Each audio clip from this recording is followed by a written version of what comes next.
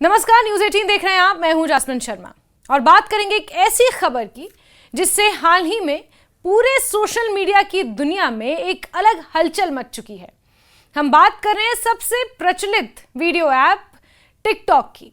जी हां, टिकटॉक को 2020 में प्रतिबंधित कर दिया गया था, लेकिन उसके बाद एक बार फिर से इसके वापस आने की चर्चाओं ने जोर पकड़ा है। और हम इस एक्सप्लेनर में आपको बताएंगे कि क्या वाकई टिकटॉक वापस आ रहा है या फिर ये एक अफवाह है। तो भारत में डिजिटल क्रांति ने पिछले एक दशक में जितनी तेजी से अपना विस्तार किया है, उतना शायद ही किसी और देश में देखने को मिला हो। सोशल मीडिया की दुनिया ने खासकर युवाओं को बदल कर रख दिया और छोटे वीडियो बनाने के प्लेटफॉर्म्स ने तो मानो उनकी जिंदगी को नया रंग दे दिया।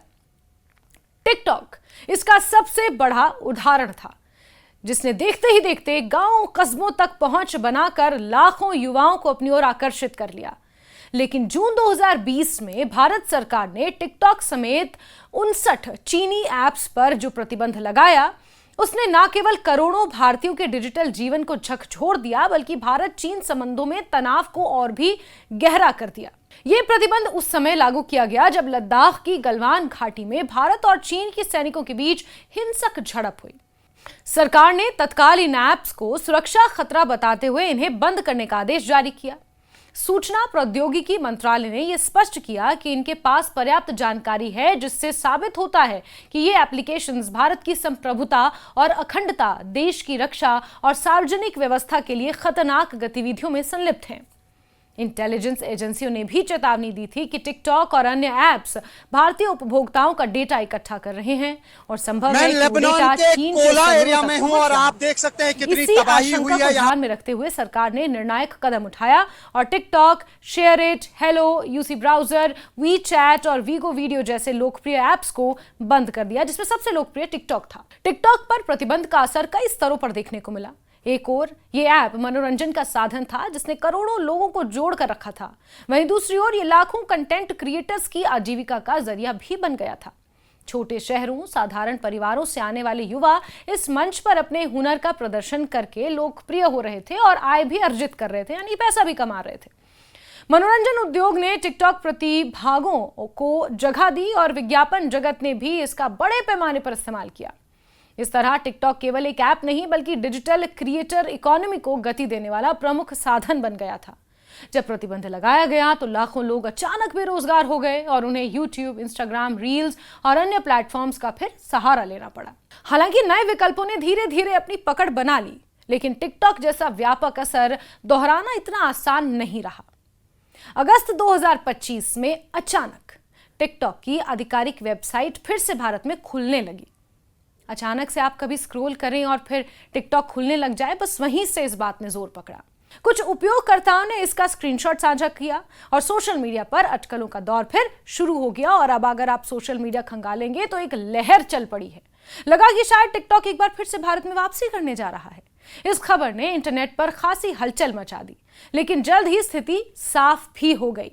तो ध्यान से सुनिए कि टिकटॉक की ओर से बयान जारी किया गया कि उसने भारत में अपनी पहुंच बहाल नहीं की है और वो अब भी सरकार के निर्देशों का पालन कर रहा है। इधर सरकारी सूत्रों ने भी ये कहा कि भारत सरकार ने टिकटॉक या अन्य प्रतिबंधित ऐप्स को अब अनब्लॉक करने का कोई आदेश जारी फिलहाल नहीं किया है। स्पष्ट था कि वेबसाइट का खुल जाना केवल तकनीकी कारणों से हुआ, यानी कि अचानक से अगर आपका टिकटॉक ऐप खुल जाए तो वो एक टेक्निकल रीजन हो सकता है। आधिकारिक तौर पर इसके वापस आने की कोई घोषणा, कोई आदेश जारी नहीं हुआ है। असल में टिकटॉक अब पूरी तरह से बंद है। अभी भी टिकटॉक पर प्रतिबंध है। टिकटॉक पर बैन को समझने के लिए इसे भारत चीन संबंधों की पृष्ठभूमि में देखना भी जरूरी है। 2020 के गलवान संघर्ष के बाद से दोनों देशों के रिश्तों में तनाव आया था। व्यापार और तकनीकी सहयोग पर इसका गहरा असर पड़ा। चीन पर भरोसे की कमी के कारण भारत ने न केवल ऐप्स को बैन किया, बल्कि धीरे धीरे इस दिशा में आत्मनिर्भरता को बढ़ावा देने पर भी काम शुरू किया। आत्मनिर्भर भारत अभियान के तहत मौज, जोश, चिंगारी और मित्रोन जैसे भारतीय शॉर्ट वीडियो ऐप्स उभर कर सामने आए। इन ऐप्स ने टिकटॉक के अचानक गायब होने से बने खालीपन को भरने की कोशिश की और अपने अपने तरीके से युवाओं को आकर्षित भी किया। हालांकि हाल ही में भारत और चीन ने संबंध सुधारने की दिशा में कुछ कदम जरूर उठाए हैं। दोनों देशों ने सीमा पार व्यापार को फिर से शुरू किया है और लिपुलेख शिपकिला और नाथुला जैसे दर्रों से व्यापार का रास्ता खोला गया है। इसके साथ ही सीधी हवाई सेवाओं को फिर से शुरू करने और एयर सर्विसेज एग्रीमेंट को अपडेट करने पर भी बातचीत हुई है। दोनों पड़ोसी देशों ने पर्यटन, व्यापार, मीडिया और शिक्षा से जुड़े लोगों के लिए वीजा प्रक्रिया को सरल बनाने पर भी बात की है। और इसी क्रम में प्रधानमंत्री नरेंद्र मोदी 31 अगस्त से 1 सितंबर तक चीन की यात्रा पर जाएंगे और यहां शंघाई सहयोग संगठन की शिखर सम्मेलन यानी कि SCO समिट में हिस्सा लेंगे। 7 साल बाद यह होगा जब प्रधानमंत्री नरेंद्र मोदी चीन के दौरे पर जाएंगे। इस दौरान वो कई देशों के नेताओं से भी द्विपक्षीय मुलाकात करेंगे। भले ही राजनीतिक और कूटनीतिक स्तर पर बातचीत हो रही है, लेकिन डिजिटल सुरक्षा जैसे मुद्दों पर भारत का रुख अब भी सख्त है। टिकटॉक की वापसी की संभावना इस बात पर निर्भर करती है कि क्या कंपनी भारतीय उपयोगकर्ताओं के डेटा सुरक्षा को लेकर ठोस गारंटी दे सकती है या नहीं, लेकिन इस दिशा में कोई बातचीत नहीं हुई है। राजनीतिक माहौल का भी इसमें अहम योगदान होगा। जब तक चीन और भारत के बीच परस्पर विश्वास नहीं बनता, तब तक टिकटॉक जैसी कंपनियों की वापसी मुश्किल नजर आती है। साथ ही अब भारतीय विकल्पों का बाजार भी काफी हद तक मजबूत हो चुका है। सरकार शायद इन्हें ही बढ़ावा देना प्राथमिकता माने।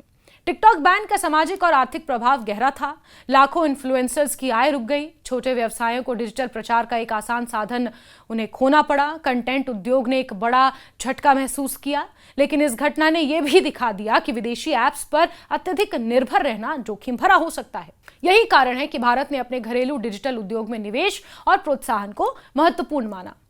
अंत में यह कहा जा सकता है कि टिकटॉक का भारत में वापस लौटना फिलहाल संभव नहीं है, असंभव भी नहीं है, लेकिन फिलहाल ऐसा कुछ नहीं हो रहा। हालिया वेबसाइट एक्सेस की स्थिति केवल तकनीकी गड़बड़ी थी, ना कि इसके आधिकारिक वापसी का संकेत। सरकार की प्राथमिकता अब भी राष्ट्रीय सुरक्षा, डिजिटल संप्रभुता पर टिकी है। टिकटॉक की वापसी भविष्य में केवल तभी संभव होगी जब भरोसे और पारदर्शिता का ऐसा माहौल बने जो भारत की सुरक्षा संबंधी जरूरतों के अनुकूल हो।